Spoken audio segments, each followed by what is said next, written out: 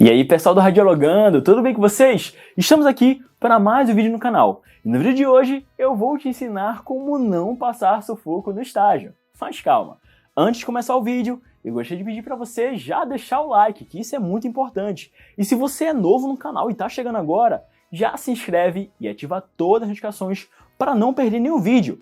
Lembrando também que você poderá nos seguir nas redes sociais, tanto no @radiologando, como também no @igojuprof, lá no Instagram, onde lá nós postamos aí muitos conteúdos no feed, não só no feed, mas também no stories, enquete, tá certo? Para vocês aprenderem, interagir e radiologar, claro, de pertinho conosco, sem contar que vocês podem também tirar a dúvida de vocês.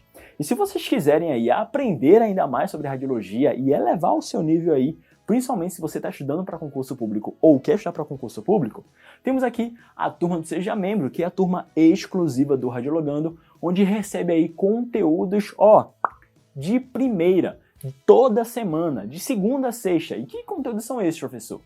PDF de conteúdo exclusivo, vídeo de conteúdos exclusivos, vídeos de posicionamentos especiais e exclusivos também, simulado para concurso público, vídeo de questões comentadas, tá certo?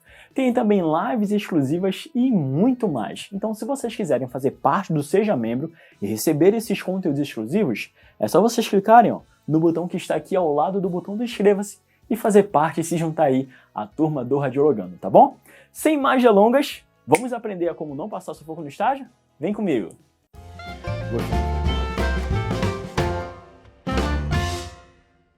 Bom, pessoal, muita gente tem medo quando para e pensa aí na palavra estágio. Nossa, dá um nervosismo, começa a suar frio, a gente não sabe nem por onde começar a revisar os conteúdos, não é verdade? Mas calma, olha, já temos aqui vários vídeos, inclusive vídeos com dicas, lives sobre estágio, explicando para vocês como se dar bem no estágio.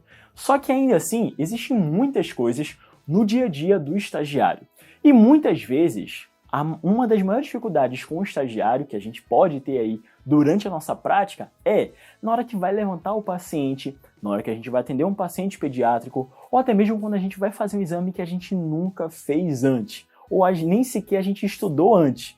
E aí, como se passar aí basicamente desse sufoco e conseguir realizar um bom posicionamento com segurança, com eficiência e que possa gerar uma imagem boa para o diagnóstico? Inicialmente, quando a gente vai estagiar, a gente precisa estar, no mínimo, preparado. E essa preparação, ela vem antes de começar o estágio. E é antes de você ir para o estágio. É você basicamente revisar alguns conteúdos que é bastante importante para que você possa aí ter uma noção básica do que é que você poderá fazer. Então, estudar as incidências de rotina é muito importante, até porque as incidências de rotina são as que mais são realizadas no nosso dia a dia de estágio. Sem contar também do nosso bloquinho, do nosso caderno, a gente tem que ter, gente, para poder anotar. E isso é muito importante, tá bom? Isso é muito importante porque muitas vezes a gente acaba se esquecendo de alguma informação e que na verdade já foi dita, já foi passada, já foi ensinada. E vocês não querem fazer feio, vocês não querem passar vergonha aí no estágio, né, gente? Então anotem tudo, e isso é muito importante. Nas primeiras semanas, até no primeiro mês, anote tudo, por mais que depois você não use aquele caderno. Mas no primeiro mês, nos primeiros dias de estágio, é muito importante vocês anotarem as informações e as orientações que lá são passadas. Assim você vai conseguir aí absorver melhor e ter ali um domínio melhor sobre aquela prática, sobre aquela rotina. Lembrando que isso muda de hospital para hospital, de clínica para clínica, e é isso aí. Qual é a outra dificuldade, o sufoco que o estagiário passa? Na hora que vai levantar o paciente. Muitas vezes é um paciente forte, um paciente ali pesado e você não tem aquele manejo. Ora, será que a gente vai ter que colocar nossa força ali para poder levantar aquele paciente? Bom, tem alguns macetes e eu vou explicar aqui um para vocês. Primeiro de tudo, preste atenção. Quando você pede para o paciente deitar lá, você não vai segurar o paciente para poder deitar. Você simplesmente vai apoiá-lo. Ele é quem vai fazer a força. Ele é quem precisa se equilibrar. Não queira botar a sua força para o paciente. Porque das duas, uma. Ou vai ser uma força desproporcional para aquele paciente, ou vai ser uma força desproporcional para você e você pode sofrer com isso. Ora, a gente já sofre com risco físico, principalmente por conta da radiação, talvez risco químico por conta do processamento radiográfico e o risco ergonômico, porque usamos avental de chumbo, ainda mais segurar o paciente. Então cuide da sua saúde, isso é muito importante. Então você vai apoiar o paciente.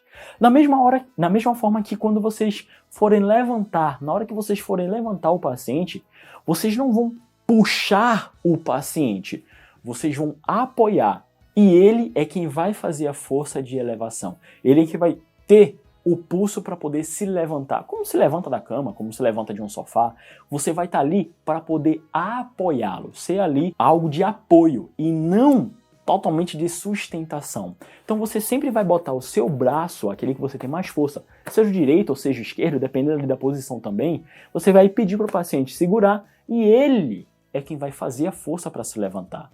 Essa é a melhor forma que você tem aí de proteger a sua coluna. Exatamente, gente. Então, você apoiou aqui, o paciente segurou, pronto, pode levantar. Ele tá fazendo força, você só vai apoiar. Eu recebo muitos comentários, inclusive já passei por isso também na prática, onde muitas vezes eu ia querer levantar o paciente, quando na verdade ele é quem tinha que ter essa iniciativa para poder levantar-se. E você simplesmente vai ser ali uma pessoa que vai ajudá-lo, vai apoiar. E isso é muito importante, tá bom, gente? Então, sempre faça ali um braço de apoio para que ele possa se equilibrar, seja para sentar na mesa, seja para deitar, ou até mesmo para se levantar. Não só na mesa, mas também no leito. Quando vocês forem realizar exame no leito, vocês não vão levantar o paciente sozinho. Vocês vão se apoiar juntamente com outro colega. Então, se você não vai ser o estagiário que vai colocar o cassete, não vai colocar o chassi atrás do paciente, uma mão aqui, na região da cervical, tá certo? Pegando aqui, basicamente nas costas e na cervical, e aqui, levantando no apoio juntamente com o braço. Pega aqui, na região da axila, tá certo? No caso, aqui ou aqui, pegou, levantou o paciente.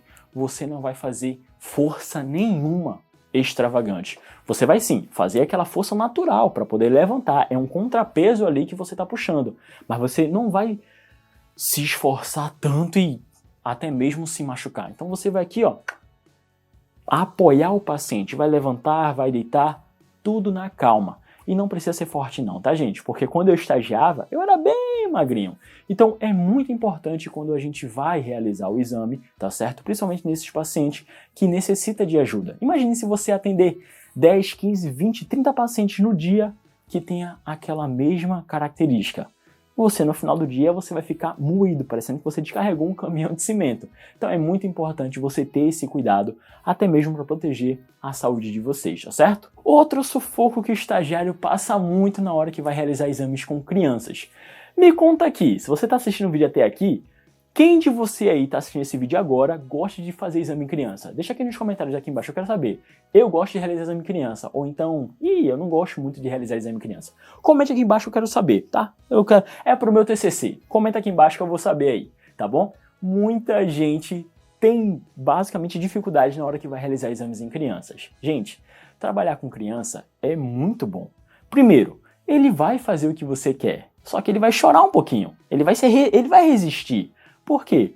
Ele está saindo do conforto dele, da mãe dele, do pai dele, da avó dele. Então, o que é importante quando vocês forem realizar exame em criança? Orienta os pais. Isso é o mais importante. Olha pai, olha mãe, tio, vó, enfim, o que quer que seja. A gente vai precisar realizar um exame assim, assado, não sei qual é o exame que você vai realizar, da pelve, da coluna, do carro, seja face, braço, enfim. A gente vai precisar realizar esse exame e eu vou precisar da sua ajuda para poder realizar esse procedimento. Eu vou precisar que você segure a criança. Eu vou precisar que você, mãe, segure aqui a cintura da criança, a perninha dele. Pai, segura aqui a cabeça, vai segurar desse jeito, tá bom? Não pode deixar ele mexer. A maior parte que vai te ajudar a realizar exame em crianças é a sua orientação que você vai ter com os pais. Você vai orientar, tá certo, os acompanhantes, aquilo que você faria para poder conter a criança. Isso é o mais importante. Do momento que você orienta os pais, do momento que você orienta os acompanhantes, os responsáveis, eles agora estão cientes. E eles sabem que você precisa da ajuda deles para poder realizar o exame. E isso é muito importante, tá bom? Então deixe claro, olha pai, sem a sua ajuda eu não vou conseguir realizar o exame. E de fato você não vai conseguir, tá certo? Só se a criança realmente ficar muito quieta, muito paradinha, mas ainda assim o pai tem que estar ali perto, porque qualquer coisa ele, segura. Da mesma forma, a mãe também, tá bom? Então você vai poder ir além dessa orientação, você pode utilizar esparadrapo se for necessário, tá certo? Pode utilizar atadura, lençol, enfim, para poder auxiliar na contenção da criança ou do paciente, seja um paciente especial, seja um paciente que necessite de uma atenção especial, enfim, ou até mesmo um idoso, tá certo? Às vezes os idosos, quando vai realizar um exame de tórax, enfim, não tem muito equilíbrio, precisa da ajuda, da sustentação aí do acompanhante, tá bom? Então, a orientação aos pais, na hora que você for realizar o exame em criança, é muito importante. Então, você vai orientar os pais como se você fosse realizar um exame no adulto. Por exemplo, se você fosse realizar um exame de um cotovelo de uma pessoa adulta, ela não ia precisar realizar uma supinação e depois uma extensão para deixar o membro tudo bonitinho? Pronto. Você vai explicar esse procedimento para os acompanhantes para que ele possa fazer na criança, entendeu? E assim você vai conseguir realizar o exame e não vai passar sufoco nenhum. Digo isso porque eu coloco isso em prática desde os meus tempos de estágio e coloco até hoje e dá muito certo. Claro, às vezes a criança mexe, mas nada que a gente olhe, pai, tenta segurar um pouquinho mais forte, a gente consegue resolver, tá bom? E aí, aprendeu como não passar sufoco no estágio? Bom, lembrando aí também que você tem que anotar todas as informações, isso é o primordial, tá certo? Mas caso vocês tenham alguma dúvida aí, deixa aqui nos comentários que eu, ou a equipe do Radiologando, vai te responder, tá bom? Lembrando, pessoal, de nos seguir nas redes sociais lá no Instagram, @Radiologando e @BigosDeProf, e ficar por dentro aí de todo o conteúdo que é postado.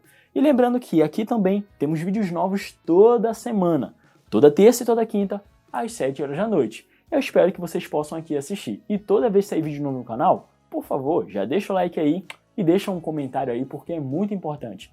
Diz se o vídeo te ajudou ou não, para poder saber como é que eu posso aí te ajudar cada vez mais, tá bom? Lembrando que temos vários vídeos no canal, então você pode maratonar várias e quantas vezes vocês quiserem, pausar, voltar ao vídeo e assistir novamente, ou até mesmo passa aí para um conteúdo, para uma parte específica, tá bom? Bom, então muito obrigado pela atenção de vocês e encontro vocês num próximo vídeo, pessoal. Muito obrigado e até lá. Valeu!